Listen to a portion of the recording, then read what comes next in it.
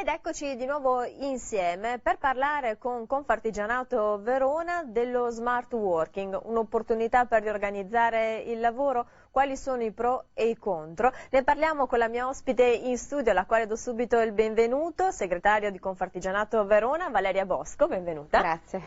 E in collegamento con noi via Skype c'è la responsabile dell'area competenze e mercato del lavoro di Confartigianato Imprese Veneto, Giulia Rosolen. Benvenuta.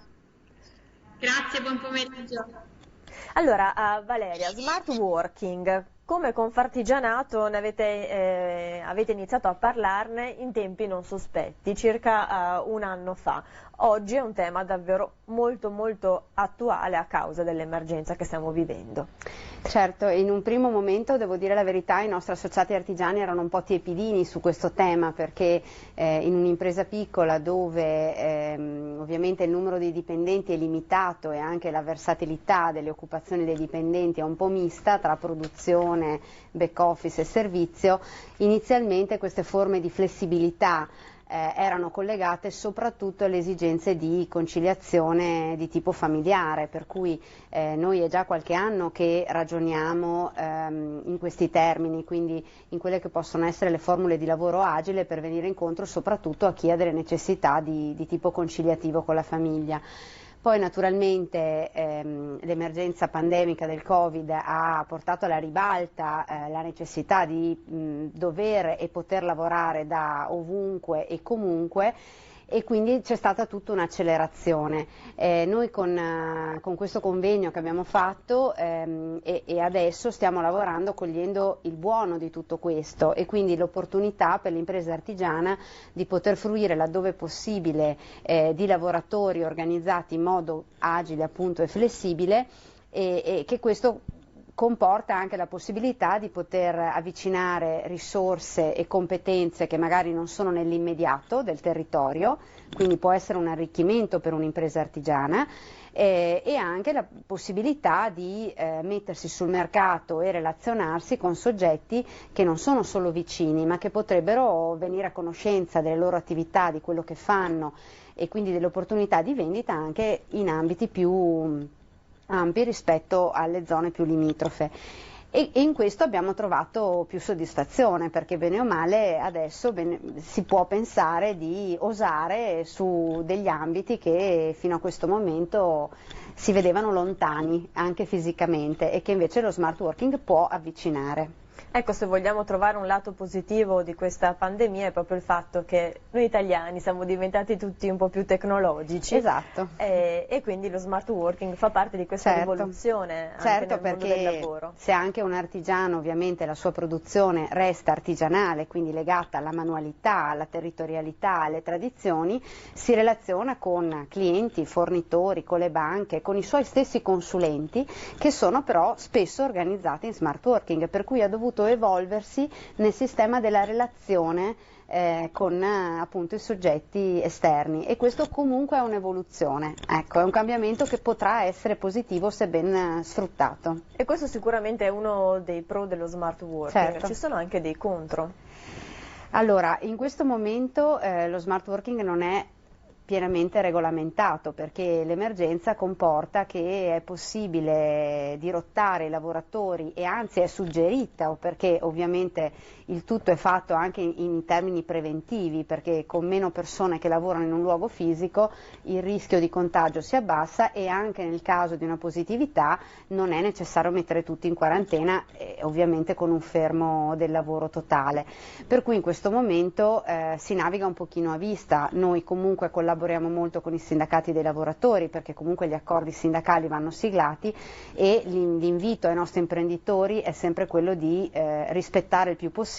rispettare totalmente la sicurezza, i tempi della disconnessione, la possibilità del lavoro di potersi organizzare nei tempi e nei modi del lavoro, però certamente andare verso un protocollo che poi a regime regolamenti questo sistema di lavoro potrà essere utile per i lavoratori, ma anche per i datori di lavoro, perché muoversi come adesso in un ambito deregolamentato non è facile, ecco, quindi sicuramente l'auspicio è che la normativa ci venga incontro e ci dia la cornice in cui muoversi, in modo che sia chiaro sia per il datore di lavoro che per il dipendente cosa si può e cosa non si può fare. Ecco, mi rivolgo a Giulia Rosolen in collegamento con noi. Come anticipavo all'inizio del nostro incontro, avete siglato a dicembre dello scorso anno un accordo regionale riguardo lo smart working. Giulia. Sì, lo scorso anno, nel dicembre del 2019, quando ancora lo smart working era appunto uno strumento poco noto, abbiamo regolato in Veneto, ed è stato il primo accordo territoriale in Italia, la possibilità anche per le piccole e microimprese del sistema artigiano di ricorrere a questo strumento in una cornice contrattuale che prevede anche particolari agevolazioni da parte della nostra bilateralità artigiana di EVAP. Ci trovavamo in un contesto molto diverso da quello attuale. Pensate che in Italia lo scorso anno, a dicembre, i lavoratori coinvolti in una sperimentazione di smart working erano circa 220.000 contro i 2 milioni e più di maggio di quest'anno, dove sostanzialmente lo smart working è diventato più che un nuovo modo di lavorare, una possibilità per tutti di continuare a lavorare nel rispetto del distanziamento fisico imposto dalla legislazione pandemica, quindi con delle finalità e delle modalità molto diverse da quelle che connotavano la legge del 2017 che ha introdotto per la prima volta in Italia lo smart working, ed è in quel contesto che si poneva il nostro accordo per il vero smart working, quello cioè che viene attivato non tanto come misura di sicurezza ma come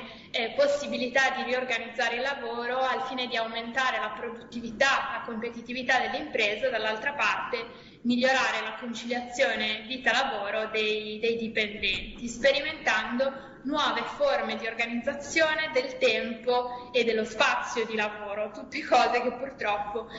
con la pandemia che abbiamo vissuto non siamo riusciti a sperimentare. Spesso lo smart working si è tradotto, anzi necessariamente si è tradotto come un lavoro da casa che sostanzialmente ricalcava e rispecchiava le modalità organizzative ordinarie, e quindi con una rigidità che spesso ha determinato anche delle criticità legate allo strumento. Quando questa emergenza sanitaria sarà finita, e ci auguriamo tutti che questo accada il prima possibile, potremo ricominciare a riflettere su quello smart working che avevamo iniziato a progettare a dicembre e che era stato introdotto nel contesto artigiano proprio per dare alle piccole imprese non solo nuovi strumenti per riorganizzare il lavoro, ma anche nuovi strumenti, e questo era uno degli obiettivi più originali, nuovi strumenti per attivare giovani lavoratori nelle imprese e piccole imprese, quindi come uno strumento di employer branding per attirare appunto nuove competenze. Sappiamo che i giovani lavoratori prediligono lo smart working e nuove modalità appunto organizzative rispetto a quelle ordinarie, quindi non nascondiamo che questo era anche uno degli intenti che hanno mosso la sottoscrizione di questo accordo, che ha impegnato tutte le parti sociali dell'artigianato veneto e che si pone come esito di un progetto regionale in cui abbiamo riflettuto, avvalendoci anche della collaborazione dell'Università di Firenze, di esperti